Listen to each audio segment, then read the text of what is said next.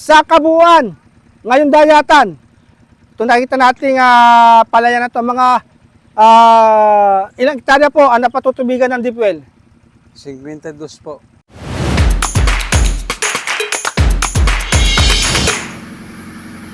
Pebrero 25, alas 4:11 ng hapon.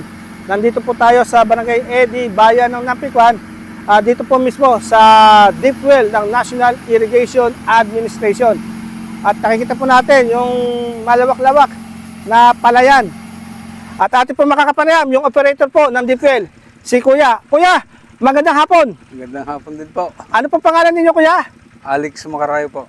Alex Macarayo. Opo, paano po ba ang sistema po kung magpapatubig kayo?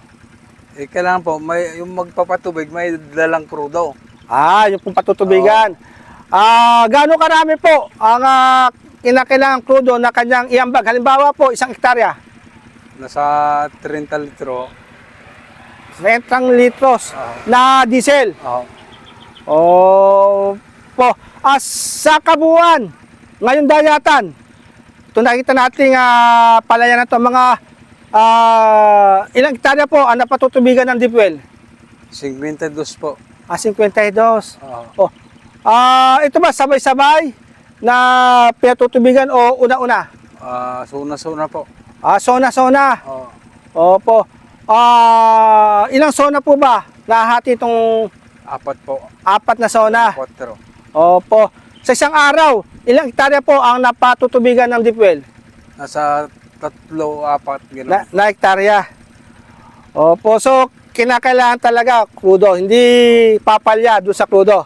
Dapat talaga may krudo. Kamusta naman po yung kooperasyon ng mga pinatutubigan ninyo? Nakatutupad naman? Okay naman. Ayos naman sila. Ayos naman. Wala naman delikwente. Wala naman po. Hindi kayo namumblema. Hindi. Kamusta naman po ang makina? Okay naman po.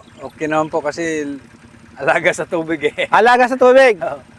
Kung sakasakali po masira po yung makina, sino po may sagot? Sino pong gagastos sa maintenance? Po, pupunta rito yung mga tiganiya. Aniya na po. May mekaniko sila nang gagawa. Hindi na po mag-share ang mga pinatutubigan.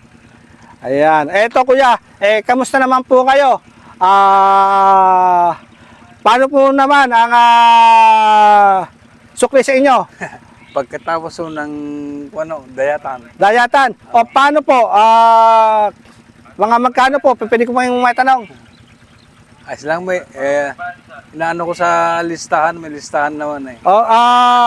Kada hektarya po ba ang single ninyo? Ganun. Kung ilang oras yung makonsumo niya, mula simula hanggang sa maanay, kiwintayin ko yun. So, kada oras? O kada litro na nakonsumo? Oras. Kada oras. Sa isang oras, magkano po ang dapat niyang ibigay sa inyo? 25 pesos.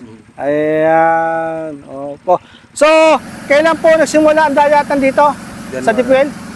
January lang ako. So, kailan po matatapos? Mga April yan. April. Sa panag-ulan po ba, nag-operate din po ba ito? Ay, hindi. So, pagdayatan naman? Kasi pag tag-ulan, maraming tubig. Ayun. Pagdayata lamang talaga. At malaking tulong to, no? Malaki. Dahil yung nagkaproblema nga sa siphon di ba? At least kayo po, tuloy-tuloy po ang pagbubukid dito ng mga magsasaka. Ayan. Meron po ba kayong nais na mensahe sa mga suki ninyo? Wala na. Okay. Sa niya?